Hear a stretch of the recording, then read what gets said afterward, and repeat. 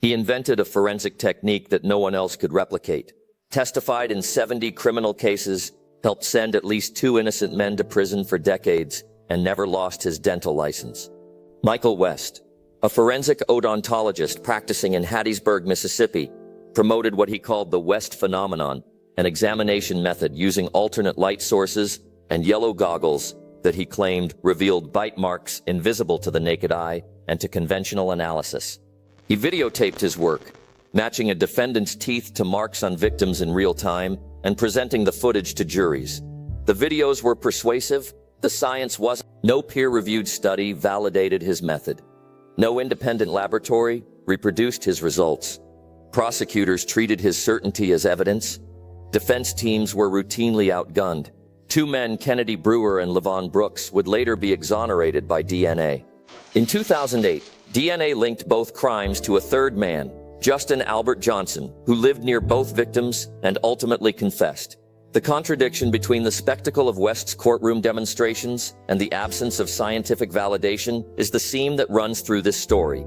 Kennedy Brewer was convicted in 1995 for the rape and murder of 3-year-old Christine Jackson in Noxubee County. West testified that bite marks on the child matched Brewer's teeth. Brewer received a death sentence. Levon Brooks was convicted in 1992 for the rape and murder of 3-year-old Courtney Smith, also in Noxubee County, with West again linking bite marks to a defendant. Brooks was sentenced to life. The trials were separate but eerily similar. Each jury saw West's video documentation and heard his definitive assertions. Neither jury was informed that West's specific technique lacked peer review, that other odontologists had questioned his findings, or that bite mark analysis itself was increasingly controversial. The Innocence Project reopened both cases. DNA testing excluded Brewer and Brooks and produced the same unknown male profile in both crimes. Investigators identified that profile as Justin Albert Johnson, a neighbor to both victims. Johnson confessed in 2008 and was convicted and sentenced to 2 consecutive life terms. Brewer spent 15 years on death row. Brooks served 16 years. West faced civil and professional criticism but no criminal charges, and his dental license remained active. The human toll exposes how systems fail when scientific standards are sidelined. Brewer entered prison at 26 with a young daughter. Brooks was 34 with children, and a life interrupted by incarceration.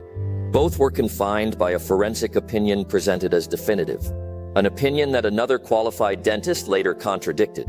Defense counsel attempted to challenge West's methodology, but encountered judicial deference to perceived expertise. Juries lacked the tools to evaluate the novel assertions. Courts did not require disclosure of the technique's unvalidated status. Institutional safeguards that should have prompted rigorous scrutiny, not deference, were absent. In the broader context, the American Board of Forensic Odontology has since acknowledged significant problems with bite mark analysis, and the National Academy of Sciences' 2009 report concluded that bite mark evidence lacks the scientific foundation necessary for courtroom reliability. That report arrived after Brooks and Brewer were freed. Institutional recognition of the problem did not reverse the years they lost. After the exonerations, West's prominence as an expert witness diminished. Legal scholars and forensic scientists cited the West phenomenon as a cautionary example of courtroom misuse of unvalidated methods. The Mississippi State Medical Examiner's Office ceased its relationship with him. Still, his dental license remained publicly active for years after the revelations. Justin Albert Johnson is serving 2 consecutive life terms for the murders of Christine Jackson and Courtney Smith. Brewer and Brooks received financial compensation from the state of Mississippi, though the sums were not widely reported.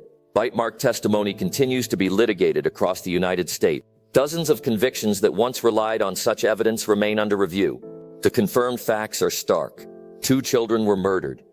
2 innocent men were imprisoned for crimes committed by a man who lived in their community. The expert whose testimony helped secure those convictions faced professional reproach but not criminal sanction. Subscribe to Case Files TV. Watch the evidence, demand the science, and hold courtroom experts to standards that match the consequences.